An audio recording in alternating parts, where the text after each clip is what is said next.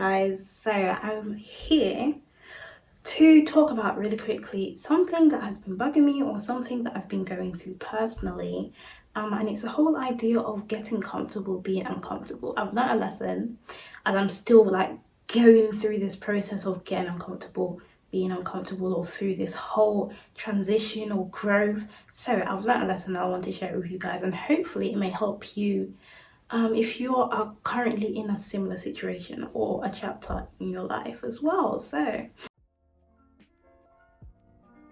I'm the type of person, I like to segment my life into chapters, because I see life as a journey. That's my analogy, if that's the right way to say it, as it relates to life. So maybe it's because I recently turned 22, I'm not sure, but I've realized that I'm in a stage of life where I want to grow, and naturally growth requires change. But another natural fact is that humans, or as people, we tend not to like change because it leads to us feeling uncomfortable. It can provoke anxiety.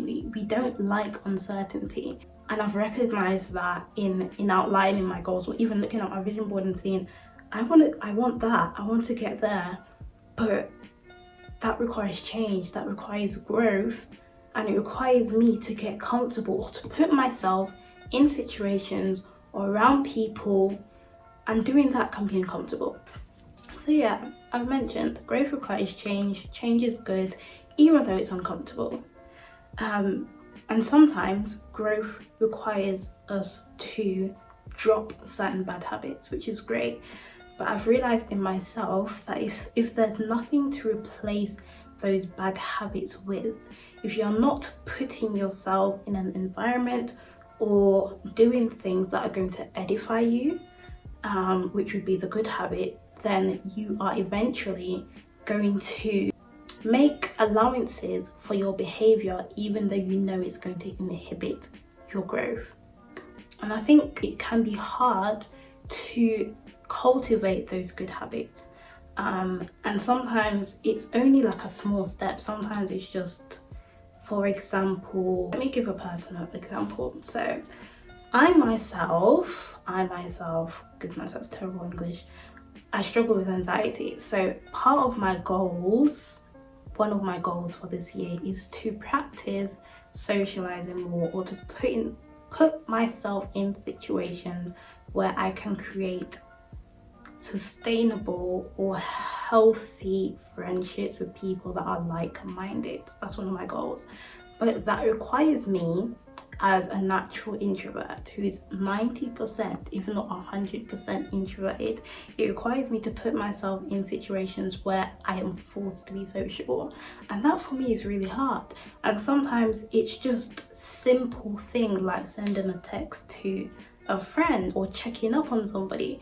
But even that, it requires you to take action. If you want to grow, there has to be action that needs to be taken. And for example, say I decide that, okay, I'm dropping this bad habit. I am no longer going to come home, sit down on my phone and scroll. Instead, I'd like to come home, talk to a friend, check up on them and see how they're doing, because that will enable me to cultivate healthier relationships. But if it's the case where I'm not replacing that bad habit of scrolling through my phone with, calling up that friend or talking to this person, and eventually I'm going to justify scrolling through my phone because there's nothing that I'm replacing it with. And your situation may be a much bigger deal than mine, the area that you're trying to grow, whatever it is. But ultimately, what I've realized, or what I've discovered is, one, if you want to grow, if you want to take a step forward and not then turn around and take 2 steps back, you need to make sure that those bad habits that you're removing from your life in order to grow, you need to make sure that you are replacing those with good habits. And I think as well, it's about holding yourself accountable and doing it in small steps.